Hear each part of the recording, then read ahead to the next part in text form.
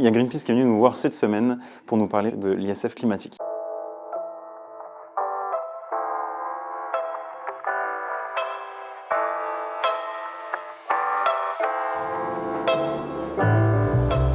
L'ISF climatique, en fait, c'est l'impôt sur la fortune, sur les placements qui vont être très polluants pour la planète et pour l'environnement.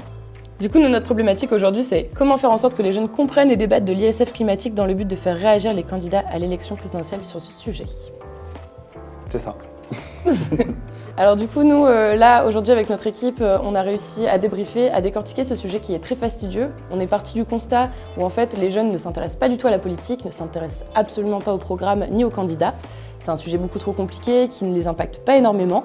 Donc nous, on est parti du principe où il fallait trouver le sujet qui les intéresse, donc l'environnement. On est quand même dans une société qui est très touchée par l'environnement. Et donc, nous, on a décidé de partir sur des biais de communication qui intéressent les jeunes. On s'est mis à la place de notre cible et on s'est demandé qu'est-ce qui intéressait les jeunes de notre âge, en fait, à consommer du contenu sur les réseaux sociaux. Et donc, on est parti sur une petite vidéo. Au début, c'était un petit peu difficile de se lancer. Les 2 premiers jours, on cafouillait un peu dans nos idées. Mais une fois que la première partie de l'idée a été trouvée, c'était vraiment beaucoup plus fluide. Donc nous, on est parti sur un projet vraiment 100% digital parce qu'on s'est dit que c'est ce qui allait le plus convenir à notre cible. Et on a utilisé pour ça les médias, donc TikTok, YouTube, Instagram. Et on a fait toute une présentation. Et moi, franchement, ce challenge, il m'a beaucoup plu. On s'est super bien entendu. Et je trouve que faire des challenges comme ça, c'est hyper intéressant, surtout de se trouver face à un vrai client. Comme cet après-midi, quand même, on doit présenter devant Greenpeace. Donc c'est beaucoup plus stimulant que si c'était une simulation. Mon rôle de coach sur l'ensemble de la semaine, on va l'hiérarchiser, c'est resynthétiser le brief, rechallenger cette synthèse en une seule phrase, hiérarchiser le travail de réflexion, comment les amener à structurer leur travail pour maîtriser chaque angle, l'angle politique ici sur Greenpeace, l'angle des 18-24 ans, l'angle boursier, financier, impôts, et comment lier les trois et créer une symbiose entre ces 3 univers pour parler à une cible. Chaque matinée est dédiée à un travail collaboratif sur lequel j'essaye de faire ressortir des idées et d'aller chercher les prémices d'idées sur lesquelles ils n'ont pas réussi à rebondir.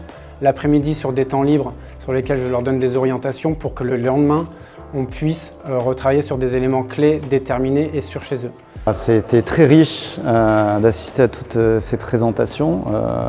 Le brief était vraiment délicat. Si on est allé voir l'ISCOM, c'était parce que nous-mêmes, on a des difficultés à toucher ce public avec cette proposition. Donc là, on a eu plein d'idées, certaines qui vont trop loin, certaines qui vont pas assez loin. Mais dans l'ensemble, on va revenir avec plein de choses, et notamment avec la proposition lauréate qui nous a le plus séduit.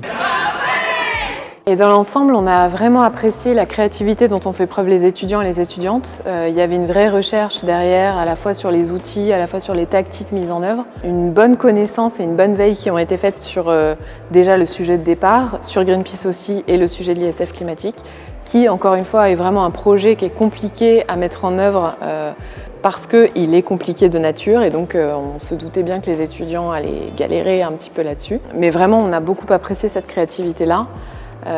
Et un petit conseil qu'on peut donner peut-être pour la suite, ce serait d'affiner vraiment ces connaissances-là sur le côté sphère politique et système présidentiel des élections, pour voir un peu et mieux caler aussi les rétroplanning par exemple, et l'influence qu'on peut avoir sur les programmes typiquement.